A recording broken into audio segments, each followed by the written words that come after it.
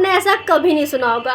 Did you know that cow have a best friend? Of course yes. According to research ये पता चला है कि काउ के भी बेस्ट फ्रेंड्स होते हैं। अगर 2 काउ BFF को आप अलग अलग कर देते हो तो उससे उसका स्ट्रेस लेवल बढ़ जाता है और उनका हार्ट रेट भी बढ़ जाता है। अगर वहीं पे आप 2 बेस्ट फ्रेंड को, काउ के 2 बेस्ट फ्रेंड को अगर पास पास ले आते हो तो उनका स्ट्रेस लेवल ड्रॉप हो जाता है और हार्ट रेट नॉर्मल हो जाता है।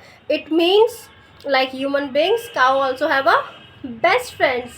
This is actually fact. And you know what, cows are emotionally intelligent like human beings. Yes. अगर ऐसे ही फैक्ट्स आपको और जानना है तो चैनल को सब्सक्राइब कर दीजिए, इस वीडियो को लाइक कर दीजिए। Thank you so much.